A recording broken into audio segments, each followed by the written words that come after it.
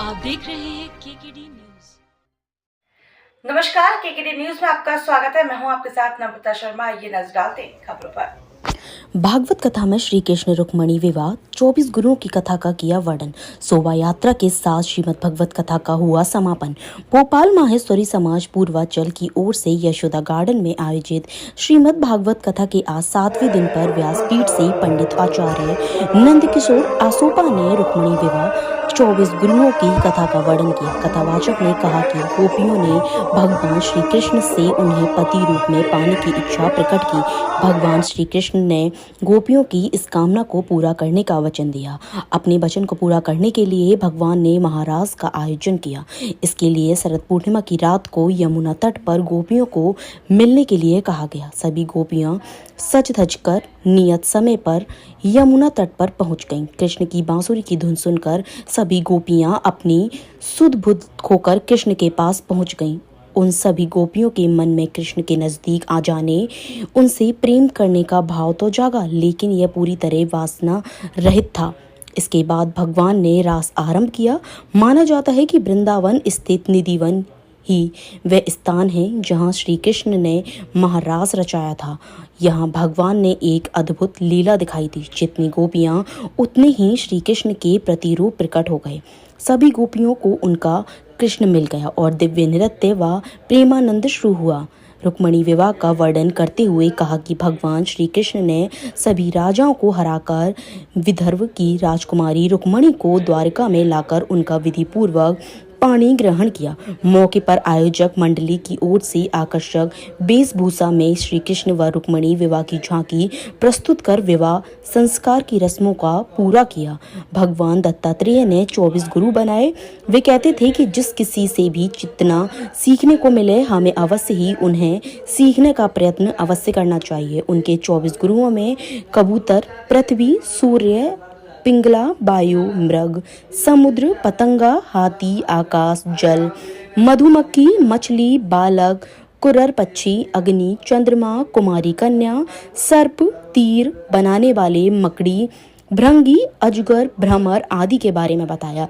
7 दिवसीय भागवत कथा के समापन पर पंडित जी ने कहा कि बहुत बड़ा सौभाग्य होता है, भगवान की कृपा होती है तब ऐसे आयोजन होते हैं। मुझ पर मेरे गुरुओं, माता पिता का आशीर्वाद से यह भागवत कथा कहीं आपने बहुत ही शानदार व्यवस्था की है। माहेश्वरी समाज पूर्वांचल भोपाल के अध्यक्ष सुमित माहेश्वरी एवं सचिव राजेश माहेश्वरी ने बताया कि माहेश्वरी समाज पूर्वांचल भोपाल ने पूर्वांचल महिला मंडल तथा पूर्वांचल युवा संगठन के सहयोग से एक अद्भुत 7 दिवसीय समारोह का आयोजन किया है तथा आगे भी इस प्रकार के धार्मिक अनुष्ठान करने का प्रयास करते रहेंगे। इस कथा का सार सदाचार, सेवा और त्याग से संभव है। ऐसा हम साधारण मानव समाज के लिए यह शाश्वत संदेश है। कथा के पश्चात श्रीमद् भागवत की विदाई पूरे गाजे बाजे के साथ शोभा यात्रा स्वरूप में निकाली गई। काफी आनंद आ रहा है, बड़ा आनंद नहीं, बहुत अत्यधिक आनंद आ रहा है। और ये माहेश्वरी समाज पूर्वांचल भोपाल के द्वारा आयोजित 7 दिवसीय श्रीमद् भागवत सप्ताह हमने आयोजन किया है यहाँ पे। और इसमें श्री बीकानेर निवासी श्री नंद किशोर जी आसोपा बीकानेर से पधारे, उनकी पूरी टीम को लेकर, और उन्होंने भोपाल की इस पवित्र धरती को और अधिक पवित्र कर दिया। और अब तो ईश्वर अब तो साक्षात इंद्र भी इस बात के गवाही दे रहे हैं कि हाँ, ये धरती एकदम पवित्र हो गई। माहेश्वरी समाज भोपाल के इतिहास में समाज द्वारा भागवत जी का आयोजन पहली बार किया जा रहा है, सामूहिक रूप से समाज के द्वारा। और ये पूरी टीम जो खड़ी है, मेरे को आपने बोलने का मौका दे दिया, ये पूरी टीम की आवाज है ये कि हमारी पूरी टीम ने इसको आयोजन किया। मेरा नाम सुमित माहेश्वरी है, मैं अध्यक्ष हूँ पूर्वांचल समाज का। आप राजेश जी माहेश्वरी हैं, आप सचिव हैं पूर्वांचल समाज के। लेकिन हमारे यहाँ एक खासियत है, ये बात पोस्ट की सिर्फ बोलने में रहती है, बाकी हम सब कार्यकर्ता हैं इस समाज के। कोई अध्यक्ष नहीं, कोई कार्यकारिणी नहीं, हम सब समाज। गलत तो नहीं कह रहा हूँ साहब? आज भागवत में जो प्रसंग हो रहा है, मुख्य प्रसंग तो आज होना है सुदामा चरित्र, जो कि दुनिया का एक अद्भुत चरित्र है। मित्रता के लिए इससे अच्छा उदाहरण विश्व में नहीं है। आज की भागवत कथा जो दिखाती है कि सेवा, त्याग और समर्पण, इन 3 चीजों से आप दुनिया में जो चाहो वो पा सकते हो।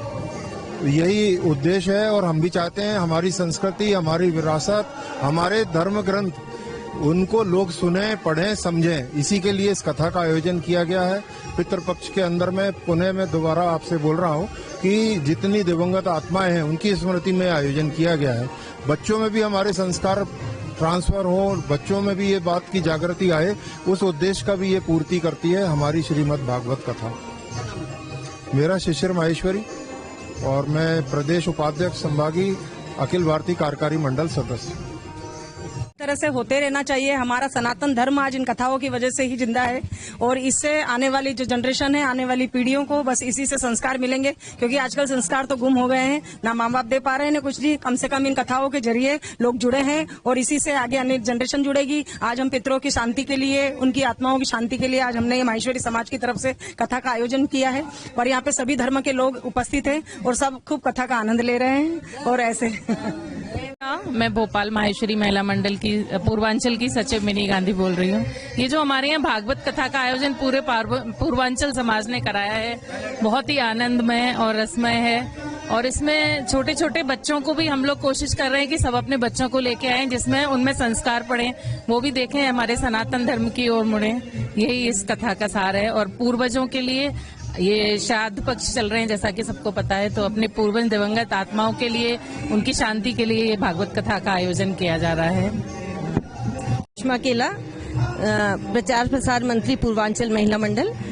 जो हमारे यहाँ भागवत जी चल रही है उसका जो सार है, जो हम लोग शायद हर बार जब भागवत होती है तो थोड़ा थोड़ा सीखते हैं और जो सीखते हैं वो हम अपने समाज को, अपने घर में हम कैसे दे सकते हैं, उसकी हमें ज्यादा शिक्षा मिलती है और हम सीखेंगे तो हमारे बच्चे भी सीखें आगे और युवा पीढ़ी भी हमारे साथ जुड़े। ये इसका हमारा सार है। श्री कृष्ण, मैं वंदना जवर, सांस्कृतिक मंत्री। जैसा कि आप सब जानते हैं कि यहाँ पे 7 दिवसीय भागवत कथा ज्ञान यज्ञ का आयोजन हुआ है। बहुत भव्य और दिव्य है। यहाँ पे संस्कार की धारा बह रही है। हम आशा कर रहे हैं कि बच्चे बड़े जो भी इस आयोजन में आ रहे हैं वो भरपूर इसका आनंद उठा पा रहे हैं और आने वाले कई वर्षों तक ये एक अमिट छाप छोड़ के रहेगी सबके मन में। धन्यवाद। खबरों में बने रहने के लिए धन्यवाद। देखते रहिए केकेडी न्यूज।